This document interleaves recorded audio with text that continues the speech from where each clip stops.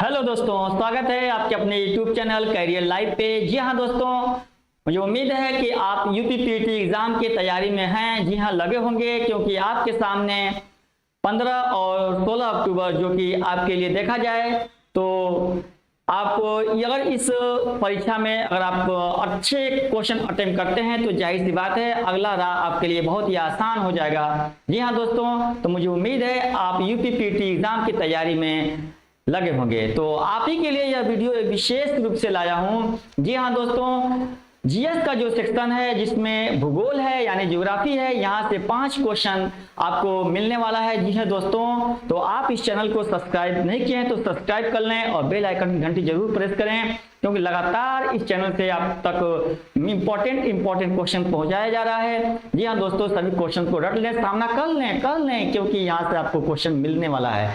जी हाँ दोस्तों, यहाँ पे क्वेश्चन का अगर लेवल देखा जाए तो थोड़ा सा मैं क्वेश्चन का लेवल डाउन है। जी हाँ, शुरू से अगर देखा जाए तो 0 से मैं कोशिश कर रहा हूं कि लेवल थोड़ा सा डाउन उससे ऊपर करूंगा, ठीक है ना। 2-3 क्वेश्चन टाइप ऑफ मिलेगा आपको, यानी उसके बाद। जी हाँ दोस्तों, आज 10 अक्टूबर है।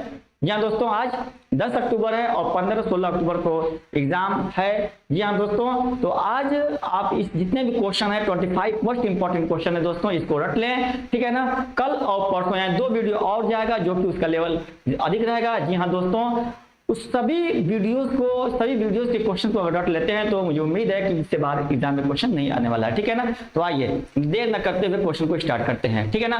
वेलकम टू कैरियर लाइव, ठीक है। लेते हैं क्वेश्चन नंबर नेक्स्ट।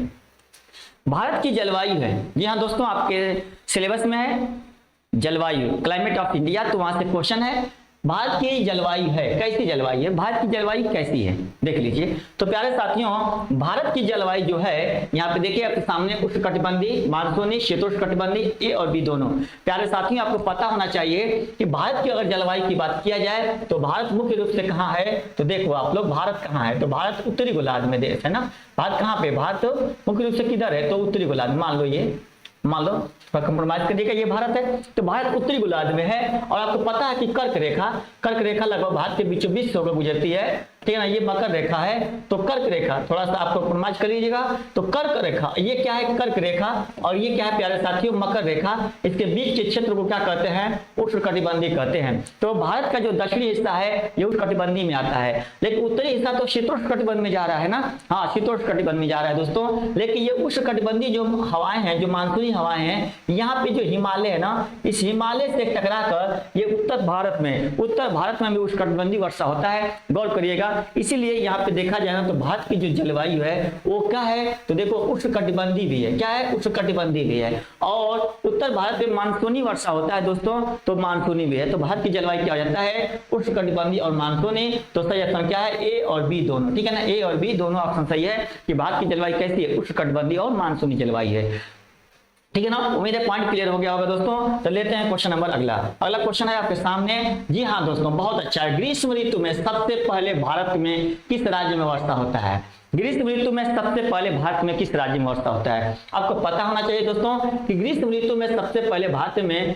किस राज्य में वर्षा होता है, ठीक है ना। तो गौर करिएगा, अगर बात किया जाए ग्रीष्म ऋतु में भारत में सबसे पहले वर्षा किस राज्य में होता है, तो आपको पता है ना क्या कि ये आप देखिएगा, मान लो ये भारत है, यहाँ पे केरल है, ठीक है ना। तो ग्रीष्म ऋतु में सबसे पहले जब दक्षिण पश्चिमी की जो हवाएं हैं, जो अरब सागर शाखा है, सबसे पहले 1 से 5 जून को ना ये केरल के तट पे पहुंचती है। केरल के तट पे मालाबार तट पे पहुंचती है। ग्रीष्म ऋतु में सबसे पहले वर्षा कहाँ हो जाता है, गौर करिएगा, सबसे पहले भारत में किस राज्य में वर्षा होता है, तो यहाँ से क्या हो जाता है, सी केरल में। जी हाँ, सी केरल में, ठीक है ना। केरल के किस तट पे दोस्तों, तो मालाबार तट पे। जी हाँ, वेरी गुड, मालाबार तट ना। तो केरल के मालाबार तट पे सबसे पहले वर्षा होती है, ठीक है ना। लेते हैं अगला क्वेश्चन। भारत में मानसून कब पहुंचता है। हाँ, अभी हमने जस्ट बताया कि भारत में जो मानसून है कब पहुंचता है। तो प्यारे साथियों, भारत में मानसून कब पहुंचता है, तो देखिएगा भारत में मानसून जो है ना 1 से 5 जून के बीच, 1 से 5 जून के बीच कहाँ पहुंचता है प्यारे साथियों, तो केरल के मालाबार तट पे पहुंचता है ना। अभी हमने बताया केरल के मालाबार तट पे सबसे पहले भारत में वर्षा पहुंचती है, ठीक है ना। भारत में सबसे पहले मानसून कहाँ पहुंचता है, तो केरल के कहाँ पे 1 से 5 जून को मालाबार तट पे, ठीक है। लेते हैं क्वेश्चन नंबर अगला। ग्रीष्म ऋतु में भारत में किन हवाओं से, हाँ ग्रीष्म ऋतु में भारत में किन हवाओं से वर्षा होती है। देखो ग्रीष्म ऋतु में भारत में किन हवाओं से वर्षा होती है, उत्तर पूर्वी हवाओं से, पश्चिमी विक्षोभ से, दक्षिणी पश्चिमी हवाओं से, इन सभी हवाओं से। तो गौर करिएगा यहाँ पे ध्यान से देखिएगा, ग्रीष्म ऋतु की बात हो रही है ना, तो ग्रीष्म ऋतु में जो हवाएं जो वर्षा होती है दोस्तों, ये होती है कहाँ पे, देखिएगा सी ऑप्शन सही है, दक्षिण पश्चिमी हवाओं से, ठीक है ना, हाँ दक्षिण पश्चिमी हवाओं से। ये अरब सागर शाखा, ये दक्षिण पश्चिमी हवाएं हैं, ये दो भाग में बढ़ती है, ठीक है ना, दो भाग में बढ़ती है, दक्षिण पश्चिम की अरब, दक्षिण पश्चिम की जो ग्रीष्म ऋतु में हवाएं हैं, ये अरब सागर शाखा और सॉरी पश्चिम बंगाल की खाड़ी शाखा, दो शाखाओं में बढ़ जाती है दोस्तों, और इन्हीं दोनों शाखाओं से भारत में वर्षा होती है ग्रीष्म ऋतु में, ठीक है ना। तो सही आंसर क्या होता है, सी हो जाता है, ठीक है। लेते हैं अगला क्वेश्चन। अगला क्वेश्चन आपके सामने है, भारत में सबसे अधिक वर्षा किस राज्य में होता है। आसान क्वेश्चन, बहुत ही आसान क्वेश्चन ये सभी बहुत ही आसान है, रिवाइज कर लीजिए, ठीक है ना। तो भारत में सबसे अधिक वर्षा किस राज्य में होती है, तो आपको पता है क्या, इसमें सबसे अधिक वर्षा कहाँ होती है, मेघालय के, कहाँ पे प्यारे साथियों, मेघालय के मासिनराम में होता है, ठीक है ना, मासिनराम में होता है। मेघालय के मासिनराम में भारत में सबसे अधिक वर्षा होती है दोस्तों, ठीक है ना, सबसे अधिक वर्षा होती है मासिनराम में। इसके बाद चेरापूंजी आता है, क्या इसके बाद चेरापूंजी आता है दोस्तों, इसके बाद चेरापूंजी आता है। तो सबसे अधिक मानसूनी वर्षा भारत में सबसे अधिक किस राज्य में वर्षा होती है, तो मेघालय में, मासिनराम और चेरापूंजी में होती है, ठीक है। लेते हैं क्वेश्चन नंबर अगला क्वेश्चन है, किस राज्य में दक्षिण पश्चिम, देखिए किस राज्य में दक्षिण पश्चिम हवाओं से वर्षा नहीं होती है। हाँ यहाँ पे वो क्वेश्चन को देखिएगा, ध्यान से देखिएगा, किस राज्य में दक्षिण पश्चिम हवाओं से वर्षा नहीं होती है, किससे, दक्षिण पश्चिम हवाओं से वर्षा नहीं होती है। थोड़ा सा ध्यान दीजिएगा आप यहाँ, थोड़ा सा ध्यान दीजिएगा। देखिए प्यारे साथियों, ये मान लो भारत का ये नक्शा मान लो, थोड़ा सा कंप्रोमाइज करिएगा, ठीक है ना, देख लो थोड़ा सा कंप्रोमाइज कर लीजिए। तो गौर करिएगा, किस राज्य में दक्षिण पश्चिम हवाओं से वर्षा नहीं होती है। देखो ये दक्षिण पश्चिम की अरब सागर शाखा है और दक्षिण पश्चिम की बंगाल की खाड़ी शाखा है, ठीक है ना। तो यहाँ पे कहा है किस राज्य में दक्षिण पश्चिम हवा से वर्षा नहीं होती है, तो महाराष्ट्र। देखो महाराष्ट्र की बात किया जाए तो यहाँ महाराष्ट्र है, देखो महाराष्ट्र यहीं पे है, होती है यहाँ पे, ठीक है ना। तब केरल की बात करें किया जाए तो केरल यहाँ पे सबसे पहले तो केरल में ही पहुंचती है। उत्तर प्रदेश, जी हाँ, उत्तर प्रदेश में दक्षिण पश्चिम की अरब बंगाल की खाड़ी शाखा उत्तर प्रदेश में पहुंच जाती है, दक्षिण पश्चिम बंगाल की खाड़ी शाखा उत्तर प्रदेश में पहुंच जाती है। देखो यहीं पे कि तमिलनाडु एक ऐसा राज्य है ना कि दक्षिण पश्चिम हवाओं से यहाँ पे वर्षा नहीं होती है। इसी के बगल में केरल में वर्षा होती है, इसी के बगल में देखो केरल में वर्षा होती है प्यारे साथियों, लेकिन तमिलनाडु में वर्षा नहीं हो पाती है। तो इसका क्या हो जाता है, तमिलनाडु, ठीक है। लेते हैं क्वेश्चन नंबर अगला, बताइएगा दोस्तों, कमेंट करके जरूर बताइएगा कि आपका कितना क्वेश्चन सही हुआ। इतना आसान क्वेश्चन रखा हूं, इसके बाद भी इसमें आपको 25 क्वेश्चन है, ये सभी के सभी क्वेश्चन आप उम्मीद है कि आप कर ले जाएंगे। आसान क्वेश्चन, सभी क्वेश्चन आप कर ले जाएंगे। बताइएगा क्या इसमें भी कुछ शक है क्या कि आपको 25 में कितना क्वेश्चन करें ना, नहीं, सभी के सभी क्वेश्चन करना है, ठीक है ना। कमेंट में जरूर बताइएगा। शीत ऋतु में भारत में किन हवाओं से वर्षा होती है, किस ऋतु में प्यारे साथियों, शीत ऋतु में भारत में किन हवाओं से वर्षा होती है। यहाँ पे मैं थोड़ा चैप्टर वाइज लिया हूँ क्वेश्चन, ठीक है ना। इस सिलेबस में जैसे है चैप्टर में जो इंपॉर्टेंट क्वेश्चन उसी हिसाब से ये क्वेश्चन लिया हूँ दोस्तों। तो शीत ऋतु में भारत में किन हवाओं से वर्षा होती है प्यारे साथियों, दक्षिण पश्चिम हवाओं से, उत्तर पूर्वी हवाओं से, पश्चिमी विक्षोभ से, ए बी और सी दोनों। ध्यान दीजिएगा, गलती ना करिएगा। शीत ऋतु में पूछा है प्यारे साथियों। तो शीत ऋतु में जो वर्षा होती है प्यारे साथियों, उत्तर पूर्वी मानसून से भी होती है, पश्चिमी विक्षोभ से होती है। तो इसका सही आंसर क्या हो जाता है, डी हो जाता है। आपको पता होना चाहिए कि उत्तर पूर्वी जो हवा है ना, ये साइबेरिया से आती है। क्या, साइबेरिया से आती है दोस्तों। और साइबेरिया की अति शीत हवा, साइबेरिया की अति शीतल हवा जो है यह उत्तर साइबेरिया से आती है और हिमालय से टकरा कर तिब्बती एरिया में वर्षा कर देती है। भारत में यह हवा पहुंच नहीं पाती है, लेकिन पूर्वोत्तर भारत की तरफ से, ये बंगाल की खाड़ी की तरफ से ये साइबेरिया से आने वाले जो उत्तर पूर्वी हवाएं हैं दोस्तों, जो बहुत ही ठंडी हवा है, यह केरल के तट पे, केरल के कोरोमंडल तट पे का, केरल कर रहा हूँ, सॉरी तमिलनाडु, गौर करिए, गलती न करिएगा, सॉरी मिस हो गया, तमिलनाडु के तट पे प्यारे साथियों, तमिलनाडु के कोरोमंडल तट, कोरोमंडल तट, कोरोमंडल तट। तो तमिलनाडु के ना कोरोमंडल तट पे वर्षा करती है दोस्तों। किस राज्य के तट पे? तमिलनाडु के कोरोमंडल तट पे वर्षा करती है प्यारे साथियों, उत्तर पूर्वी मानसूनी हवाएं। ठीक है ना। आओ देखते हैं पश्चिमी विक्षोभ की बात करें प्यारे साथियों, बड़ा इंपॉर्टेंट पॉइंट है। पश्चिमी विक्षोभ की बात करें साथियों, तो पश्चिमी विक्षोभ की बात करें ना तो इसकी उत्पत्ति कहाँ होती है प्यारे साथियों? तो इसकी उत्पत्ति होती है भूमध्य सागर में। कहाँ होती है? भूमध्य सागर में। कहाँ होती है? भूमध्य सागर में। ठीक है ना, भूमध्य सागर। इसकी उत्पत्ति होती है प्यारे साथियों भूमध्य सागर में। तो भूमध्य सागर में इसकी उत्पत्ति होती है किसकी? पश्चिमी विक्षोभ की, जो कि उत्तर भारत में वर्षा करती है। बता दें आपको कि पश्चिमी विक्षोभ से वर्षा होने वाली जो रबी के फसल के लिए बहुत ही लाभदायक है उत्तर भारत में। ठीक है ना। इसका सही आंसर क्या हो जाता है? डी। लेते हैं क्वेश्चन नंबर अगला।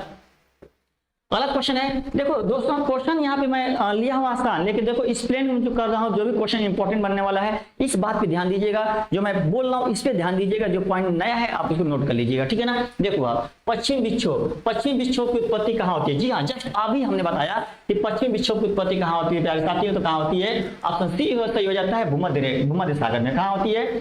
भूमध्य सागर में होती है। ठीक है ना। पश्चिम विक्षोभ की उत्पत्ति कहाँ होती है? भूमध्य सागर में। ठीक है। लेते हैं अगला अलग पॉइंट। लाल सागर आपको पता है, लाल सागर किन दो महाद्वीपों के बीच है? तो लाल सागर एशिया और अफ्रीका के बीच में है। किससे? एशिया और अफ्रीका के बीच में। थोड़ा इस पर ध्यान दीजिए। काला सागर की बात किया जाए दोस्तों तो ये कहाँ है? एशिया और यूरोप के बीच में। कहाँ है? एशिया और यूरोप के बीच में है। एशिया और यूरोप के बीच में कौन है? काला सागर। अरब सागर की बात करें तो आपको पता है ये कहाँ है? भारत के पश्चिमी तट पे। भारत के पश्चिमी तट पे कौन सा सागर है? अरब सागर है। अरब सागर। ठीक है ना। लेते हैं क्वेश्चन नंबर अगला। अगला क्वेश्चन है भूमध्य रेखा एशिया के कितने देशों से होकर गुजरती है? ध्यान दीजिएगा, भूमध्य रेखा एशिया के कितने देशों से गुजरती है? गलती ना करिएगा। भूमध्य रेखा, इक्वेटर, विषुवत रेखा जिसे कहते हैं, यह एशिया के कितने देशों से गुजरती है दोस्तों? तो आपको पता होना चाहिए सही आंसर क्या हो जाता है? 2। यानी एक देश है मालदीव। कौन सा प्यारे साथियों? एक देश है मालदीव और एक देश है इंडोनेशिया। एशिया के इन्हीं 2 देशों से तो होकर गुजरती है। इंडिया कह रहा हूं, एशिया के इन्हीं दोनों देशों से तो होकर गुजरती है कौन? भूमध्य रेखा। भूमध्य रेखा एशिया के इन्हीं दोनों देशों से होकर गुजरती है कौन? भूमध्य रेखा। ठीक है ना। और एशिया के भूमध्य रेखा गौर करिएगा, लेकिन अगर क्वेश्चन पूछ दे कि कर्क रेखा एशिया के कितने देशों से होकर गुजरती है, तो कर्क रेखा एशिया के 8 देशों से होकर गुजरती है। कर्क रेखा एशिया के 8 देशों से होकर गुजरती है। गलती ना करिएगा। ठीक है ना, गलती ना करिएगा। लेते हैं क्वेश्चन नंबर अगला। कर्क रेखा पर सूर्य की लंबवत किरणें, कर्क रेखा पर सूर्य की लंबवत किरणें कब पड़ती है? देखो बहुत इंपॉर्टेंट पॉइंट है, चारों क्लियर करेंगे अभी। ठीक है ना। कर्क रेखा पे क्वेश्चन पूछा जा रहा है, कर्क रेखा पर सूर्य की लंबवत किरणें कब पड़ती है दोस्तों? आपको पता है, आपको पता है। ये आप गौर करिएगा, ये मान लो कर्क रेखा है और ये मान लो क्या है? मकर रेखा है। सूरज पूरब में निकलता है। कहाँ? सूरज पूरब में निकलता है। सूरज कहाँ निकलता है? पूरब में निकलता है। तो सूर्य की किरण है, ये कर्क रेखा है। गलती ना करिएगा, ये कर्क रेखा है। ये क्या है? भूमध्य रेखा है। और ये क्या है? मकर रेखा है। तो कर्क रेखा पर सूर्य की लंबवत किरणें कब पड़ती है? 21 जून को। कब? 21 जून को। भूमध्य रेखा पे 2 बार। भूमध्य रेखा पे कब पड़ती है प्यारे साथियों? तो भूमध्य रेखा पर 2 बार। एक होता है 21 मार्च, एक क्या होता है 21 मार्च, और एक होता है क्या? 23 सितंबर। तो भूमध्य रेखा पर सूर्य की लंबवत किरणें 2 बार पड़ती है। और मकर रेखा की बात किया जाए दोस्तों ना, तो मकर रेखा पर सूर्य की लंबवत किरणें ना कब पड़ती है? तो ये पड़ती है 22 दिसंबर को। ये चारों फैक्ट बड़ा इंपॉर्टेंट है दोस्तों। तो यहाँ पे गौर करिएगा, 22 दिसंबर को सूर्य की लंबवत किरणें कहाँ पड़ती है? मकर रेखा पर। 21 मार्च को और 23 सितंबर को कहाँ पड़ती है दोस्तों? 21 मार्च और 23 सितंबर को भूमध्य रेखा पर सूर्य की लंबवत किरणें पड़ती है। और लेकिन यहाँ पूछा है कर्क रेखा पर, सही आंसर क्या हो जाएगा? डी, 21 जून को। जी हाँ, तो 21 जून को सूर्य की लंबवत किरणें कहाँ पड़ती है? कहाँ पड़ती है? तो कहां पड़ती है? तो कर्क रेखा पे पड़ती है। और 21 जून को क्या होता है? उत्तरी गोलार्ध में सबसे बड़ा दिन होता है। उत्तरी गोलार्ध में सबसे बड़ा दिन कब होता है? 21 जून को। दक्षिणी गोलार्ध में सबसे बड़ा दिन कब होता है? गौर करिएगा, दक्षिणी गोलार्ध में सबसे बड़ा दिन कब होता है? 22 दिसंबर। कब? 22 दिसंबर को होता है। दोनों गोलार्धों में दिन रात बराबर कब होता है? तो क्या बोलेंगे? 21 मार्च और 23 सितंबर को। ठीक है ना। तो पॉइंट क्लियर हो गया होगा। लेते हैं क्वेश्चन अगला। उत्तरी गोलार्ध में सबसे छोटा दिन, लो अभी आ गया। उत्तरी गोलार्ध में सबसे छोटा दिन पूछ रहा है, गलती ना करिएगा बाबू। उत्तरी गोलार्ध में सबसे छोटा दिन कब होता है? देख लो यहाँ पे, उत्तरी गोलार्ध में सबसे छोटा दिन होता है ना। तो इसका मतलब ये उत्तरी गोलार्ध में दिन छोटा, इसका मतलब कि रात बड़ी। ठीक है ना। यहाँ पे गौर करिएगा, तो 22 दिसंबर को ही तो उत्तरी गोलार्ध में सबसे छोटा दिन होता है, क्योंकि 22 दिसंबर को ना सूर्य की लंबवत किरण दक्षिणी गोलार्ध में रहती है और दक्षिणी गोलार्ध में उस समय दिन बड़ा होता है और उत्तरी गोलार्ध में रात बड़ी होती है। तो जिस गोलार्ध में रात बड़ी होगी उस गोलार्ध में दिन छोटा ही तो होगा। तो छोटा दिन कब होता है? 22 दिसंबर को। ठीक है, पॉइंट क्लियर हो गया होगा। लेते हैं अगला क्वेश्चन।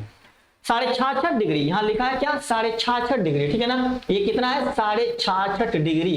66.5 डिग्री उत्तरी अक्षांश रेखा को कहते हैं। प्यारे साथियों, आपको पता है कि यह जो है 0 डिग्री को भूमध्य रेखा, 23.5 डिग्री उत्तरी को कर्क रेखा और 66.5 डिग्री उत्तरी को 66.5 डिग्री एन को क्या कहा जाता है दोस्तों? तो 66.5 डिग्री उत्तरी अक्षांश की बात हो रही है ना, तो क्या कहलाता है? आर्कटिक वृत्त। क्या कहलाते हैं? आर्कटिक सर्किल यानी आर्कटिक वृत्त कहलाता है। मैच करने के लिए देगा, मैच करने के लिए दे देगा, ठीक है ना। तो ध्यान से दीजिएगा, देख लीजिएगा, आर्कटिक वृत्त कहते हैं 66.5 डिग्री उत्तरी अक्षांश रेखा को। लो क्वेश्चन लेते हैं अगला। ऑस्ट्रेलिया के बीचों बीच से होकर गुजरता है, ऑस्ट्रेलिया के बीचों बीच से होकर गुजरता है कौन सी अक्षांश रेखा? कौन सी अक्षांश रेखा? ऑस्ट्रेलिया के लगभग बीचों बीच से होकर गुजरती है। तो प्यारे साथियों, यहाँ पे देखा जाए ना तो ऑस्ट्रेलिया के बीचों बीच से होकर कौन सी रेखा गुजरती है? मकर रेखा। क्या? मकर रेखा ऑस्ट्रेलिया के बीचों बीच से होकर गुजरती है, जिसे कैप्रिकॉर्न रेखा भी कहते हैं। कैप्रिकॉर्न, तो गलती मत करिएगा, कैप्रिकॉर्न रेखा ऑस्ट्रेलिया के बीचों बीच से होकर गुजरती है। और बता दें कि यह मकर रेखा जो है ना विश्व के कुल कितने देशों से गुजरती है दोस्तों? तो मकर रेखा विश्व के कुल लगभग 10 देशों से गुजरती है। कितने? 10 देशों से होकर यह मकर रेखा विश्व के कुल लगभग 10 देशों से होकर गुजरती है। कितने? 10 देशों से होकर गुजरती है, ठीक है ना। कर्क रेखा की बात किया जाए तो यह विश्व के 18 देशों से होकर गुजरती है और भूमध्य रेखा की बात किया जाती है विश्व के 13 देशों से होकर गुजरती है ना, 13 देशों से होकर गुजरती है, ठीक है ना। लेते क्वेश्चन अगला। अगला है अक्षांश और देशांतर की कल्पना किसने किया था? प्यारे साथियों, यहाँ पे हेरोडोटस से देखा जाए तो हेरोडोटस तो इतिहास के पिता है। किसके पिता है? इतिहास के पिता। हेरोडोटस किसके पिता है प्यारे साथियों? इतिहास के पिता है, इतिहास के पिता। हेरोडोटस इतिहास के पिता है दोस्तों, ठीक है ना। टांसले की बात किया जाए, देखो यहाँ थियोफ्रेस्टस की बात की जाए तो यह किसके पिता है? वनस्पति विज्ञान के पिता है। किसके? वनस्पति विज्ञान के पिता है, वनस्पति विज्ञान। तो यह वनस्पति विज्ञान के पिता है प्यारे साथियों, वनस्पति विज्ञान के पिता। और यहाँ पे देखा जाए कि ना टांसले, ये जी टांसले का नाम सुने होंगे। पारिस्थितिकी तंत्र, पारिस्थितिकी तंत्र के पिता कौन है? एजी टांसले, ठीक है ना। और यहाँ पे इस क्वेश्चन का सही आंसर क्या होगा? टालमी होगा। क्या? टालमी होगा। लेते हैं क्वेश्चन नंबर अगला। अगला प्यारे साथियों, पृथ्वी पर सबसे अधिक जैव विविधता किस अक्षांशों के बीच होता है? हाँ, पृथ्वी पर सबसे अधिक जैव विविधता, अधिक जैव विविधता किस अक्षांश पे होता है दोस्तों? तो पृथ्वी पर सबसे अधिक जैव विविधता किस अक्षांश के बीच होता है? आपको पता होना चाहिए। ये कर्क रेखा है, नीचे मकर रेखा है, इसी के बीच के क्षेत्र को क्या कहते हैं? सॉरी दोस्तों, यहाँ पे ध्यान दीजिएगा।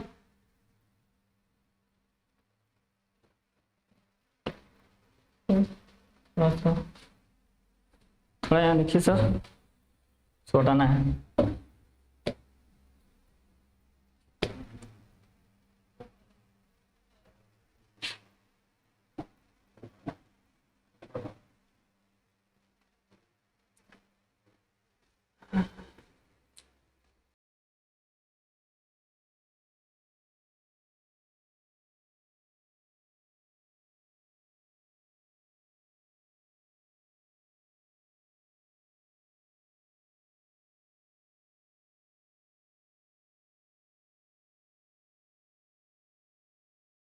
दोस्तों, ठीक है ना।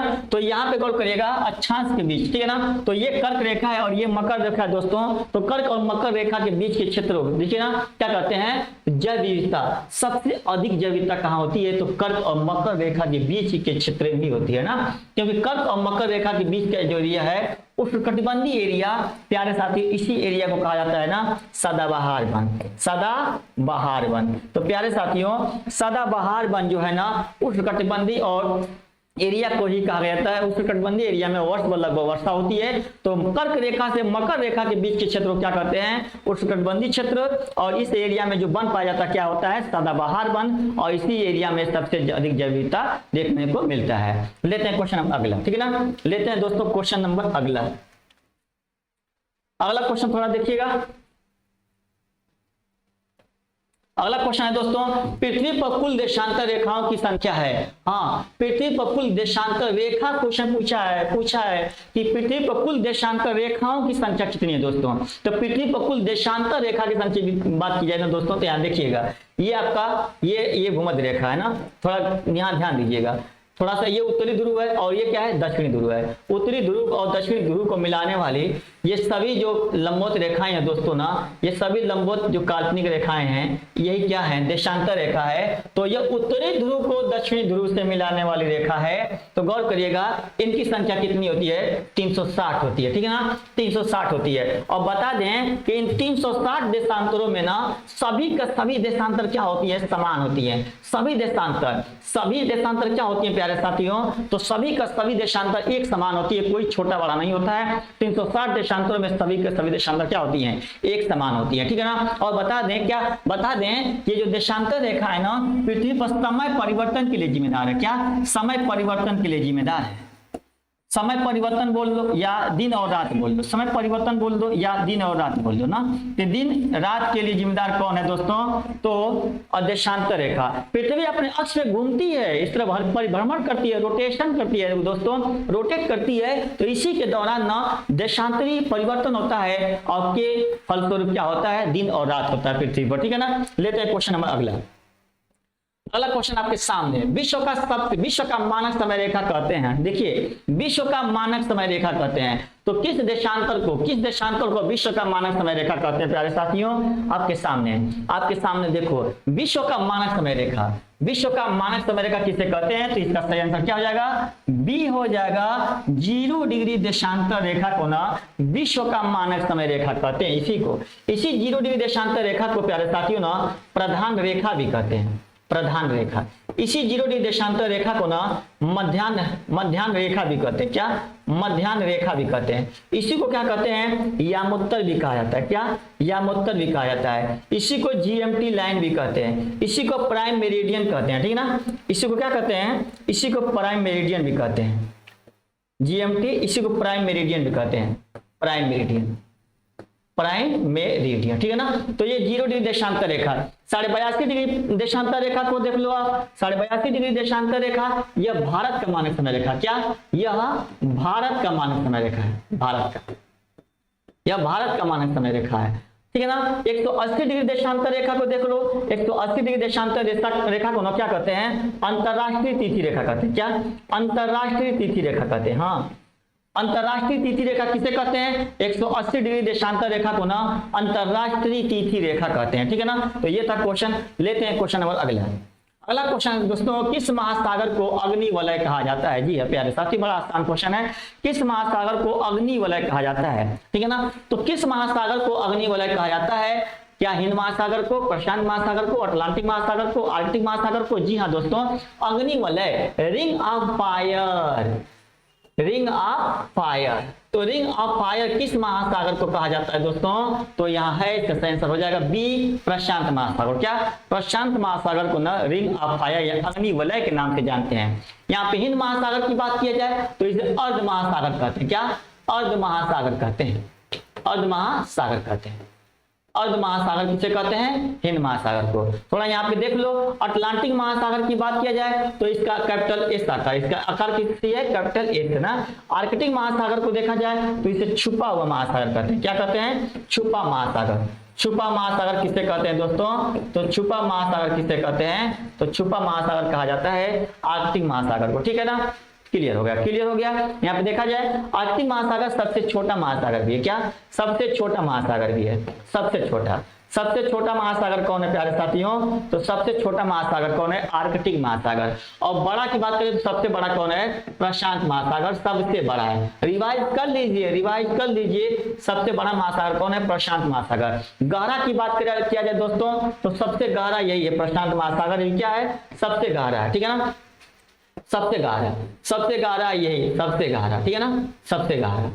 तो देख लो, अर्ध महासागर किसे कहेंगे, हिंद महासागर को। सबसे बड़ा और सबसे गहरा महासागर कौन है, प्रशांत महासागर। अटलांटिक महासागर का आकार कैसा है, कैपिटल एस है। विश्व का दूसरा सबसे बड़ा महासागर है। सबसे छोटा महासागर आर्कटिक महासागर। छुपा महासागर किसे कहेंगे, आर्कटिक महासागर को कहेंगे, ठीक है ना। लेते हैं क्वेश्चन नंबर अगला है एशिया और उत्तरी अमेरिका को अलग करने वाली जल संधि है। हाँ, एशिया और उत्तरी अमेरिका को अलग करने वाली जल संधि है, ठीक है ना। तो दोस्तों एशिया और उत्तरी अमेरिका को अलग करने वाली जल संधि का नाम क्या है? जवाब दीजिए, आंसर करिए। बहुत अच्छा, वेरी गुड। इसका सही आंसर क्या हो जाएगा? सी हो जाता है, बेरिंग जल संधि।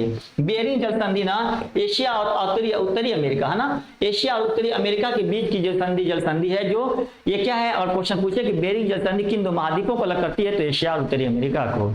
बेरिंग जल संधि किन दो देशों को अलग करती है? तो क्या कहेंगे? रूस और संयुक्त राज्य अमेरिका को अलग करती है। लेकिन जोड़ने की बात है कि बेरिंग जल संधि उत्तरी देखिए आर्कटिक महासागर और प्रशांत महासागर क्या करती है? जोड़ती है। बेरिंग जल संधि क्या है? आर्कटिक महासागर और प्रशांत महासागर क्या करती है? जोड़ती है। जिब्राल्टर जल संधि की बात करें तो इसे भूमध्य सागर की क्या कहते हैं? कुंजी कहते हैं।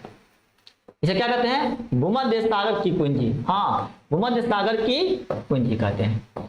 भूमध्य सागर की कुंजी किसे कहते हैं दोस्तों? तो आर्कटिक महासागर। जिब्राल्टर जल संधि, भूमध्य सागर की कुंजी किसे कहते हैं? जिब्राल्टर जल संधि को।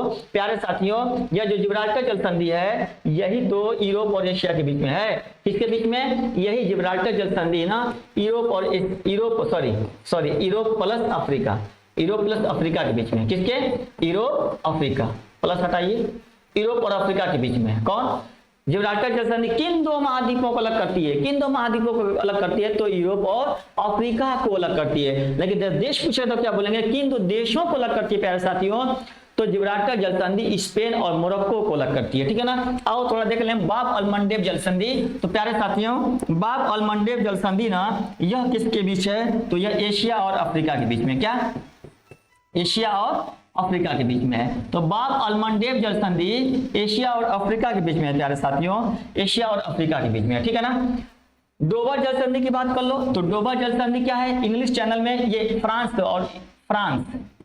और इंग्लैंड के बीच, फ्रांस और इंग्लैंड के बीच, फ्रांस और इंग्लैंड के बीच कौन सी चैनल है? डोबर जल संधि, डोबर जल संधि इंग्लिश चैनल है, ठीक है ना। जल संधि का नाम क्या है? डोबर जल संधि। उम्मीद है पॉइंट क्लियर हो गया होगा, ठीक है ना। क्वेश्चन आसान है लेकिन यहाँ पे एक्सप्लेन कर रहा हूँ, इस पे आप ध्यान दीजिएगा, ठीक है ना। एक एक पॉइंट, एक एक फैक्ट जो इससे रिलेटेड है वो हम क्लियर कर रहे हैं, उसको आप ध्यान दीजिएगा, ठीक है ना। अटलांटिक महासागर किस महाद्वीप से नहीं लगा है? देखो अटलांटिक महासागर जो है, हाँ अटलांटिक महासागर निम्न में से किस महाद्वीप से नहीं लगा है? क्या उत्तरी अमेरिका से लगा है? जी हाँ लगा है। दक्षिणी अमेरिका से लगा है? जी हाँ लगा है। क्या एशिया से लगा है? नहीं। या किससे लगा? यूरोप से। तो उत्तरी अमेरिका, दक्षिणी अमेरिका, यूरोप और अफ्रीका से लगा है, जबकि अटलांटिक महासागर एशिया से नहीं लगा है, ठीक है ना। गौर करिएगा। लेते हैं क्वेश्चन नंबर अगला क्वेश्चन है प्यारे साथियों आपके सामने, किसी भी दो देशांतर रेखाओं के बीच की अधिकतम दूरी कहाँ और कितना होती है? हाँ, किसी भी दो देशांतर रेखाओं की, दो देशांतर रेखाओं के बीच की देखो यहाँ पे किसी भी दो देशांतर रेखाओं के ना, देशांतर की बात हो रही है, थोड़ा सा कॉम्प्रोमाइज करिए, देशांतर की बात हो रही है। तो किसी भी दो देशांतर रेखाओं के बीच की जो दूरी होती है ना, ये देशांतर रेखा है। तो यहाँ पे होती है तो भूमध्य रेखा पर सबसे अधिक होती है ना। किसी भी दो देशांतर रेखाओं के बीच की दूरी कहाँ होती है? तो भूमध्य रेखा पर होती है। और कितना होता है? तो 11.32 किलोमीटर, ठीक है। 111 भूमध्य रेखा पर 111.32 किलोमीटर, ठीक है ना। 111.32 किलोमीटर होती है किसी भी दो देशांतर रेखाओं के बीच की अधिकतम दूरी, भूमध्य रेखा पर होती है। वो भी कितना? तो 111.32 किलोमीटर होती है। ध्यान से देखिएगा, भूमध्य रेखा पर 111.32 किलोमीटर, ठीक है ना। सही आंसर ये है। देखो यहाँ पे उत्तरी ध्रुव पर 111, ये गलत है, ठीक है ना। यहाँ पे देखिए तो 111 किलोमीटर बात कीजिए ना, तो 111 किलोमीटर ना किसी भी दो अक्षांशों के बीच की दूरी कितनी होती है? 111 किलोमीटर होती है, ठीक है ना। गलती ना करिएगा। लेते हैं क्वेश्चन नंबर अगला प्यारे साथियों, भारत का दक्षिणतम बिंदु इंदिरा पॉइंट किस द्वीप पर स्थित है? भारत का दक्षिणतम बिंदु इंदिरा पॉइंट किस द्वीप पर स्थित है? तो प्यारे साथियों आपको पता है कि भारत का दक्षिणतम बिंदु इंदिरा पॉइंट जो है या किस द्वीप पर है? तो प्यारे साथियों यह कहाँ पे है? ग्रेट निकोबार पर। जी हाँ, ग्रेट निकोबार को महान निकोबार कह सकते हैं, महान निकोबार, इसी को कह देंगे क्या? ग्रेट निकोबार, महान निकोबार, ठीक है ना। बड़ा निकोबार, ठीक है ना। तो यहाँ पे गलती ना करिएगा, कभी कभी एग्जाम में कंफ्यूजन हो जाती है। इसी ग्रेट निकोबार पर भारत का दक्षिणतम बिंदु क्या? इंदिरा पॉइंट स्थित है, ठीक ना। इंदिरा पॉइंट स्थित है, ठीक है, कोई दिक्कत नहीं। लेते हैं अगला क्वेश्चन है दोस्तों, गिर की पहाड़ी भारत के किस राज्य में? हाँ, गिर की पहाड़ी भारत के किस राज्य में है? प्यारे साथियों, गिर की पहाड़ी अगर बात की जाए ना तो भारत के किस राज्य में है? तो गुजरात में है। गुजरात में एक पहाड़ी है गिर की पहाड़ी ना, कहाँ है? गुजरात में गिर की पहाड़ी। गिर की पहाड़ी, मांडो की पहाड़ी, एक और पहाड़ी है जिसका नाम क्या है? मांडो की पहाड़ी। मांडो मांडो मांडो की पहाड़ी, ठीक है ना। तो मांडो की पहाड़ी और गिर की पहाड़ी कहाँ है? तो गुजरात में, ठीक है ना, गुजरात में, कोई दिक्कत नहीं। लेते हैं क्वेश्चन नंबर अगला। अगला क्वेश्चन है दोस्तों, गंगा नदी को बांग्लादेश में किस नाम से जानते हैं? बहुत अच्छा, बहुत आसान क्वेश्चन है, सबको पता है कि गंगा नदी को बांग्लादेश में किस नाम से जानते हैं दोस्तों। तो इसका सही आंसर क्या हो जाता है? पद्मा। गंगा नदी को बांग्लादेश में क्या कहते हैं? पद्मा कहते हैं। और यहाँ जमुना की बात करें तो यह ब्रह्मपुत्र नदी को कहा जाता है। बांग्लादेश में कहा? बांग्लादेश में ब्रह्मपुत्र नदी को क्या कहते हैं? जमुना कहते हैं ना। सांको, ब्रह्मपुत्र नदी को सांको कहाँ कहा जाता है? तिब्बत में सांको कहते हैं। कहाँ? तिब्बत में क्या कहते हैं? ब्रह्मपुत्र नदी को जमुना, बांग्लादेश में जमुना कहते हैं और तिब्बत में सांको कहते हैं। नीलम किसका नाम है? तो किशन गंगा, पाकिस्तान में किशन गंगा। किशन गंगा को पाकिस्तान में क्या कहते हैं दोस्तों? तो नीलम कहते हैं। क्या? नीलम कहते हैं, नीलम, ठीक है ना। तो यहाँ ध्यान दीजिएगा, जमुना, ब्रह्मपुत्र नदी को तिब्बत में क्या कहते हैं? सांको। ब्रह्मपुत्र नदी को तिब्बत में क्या कहते हैं? सांको। और जमुना कहाँ कहा जाता है? बांग्लादेश में। नीलम कहाँ का है? नीलम कहाँ नदी बहती है? पाकिस्तान में, ठीक है ना। तो यहाँ पे देखा जाए तो इसका सही आंसर क्या हो जाएगा? डी।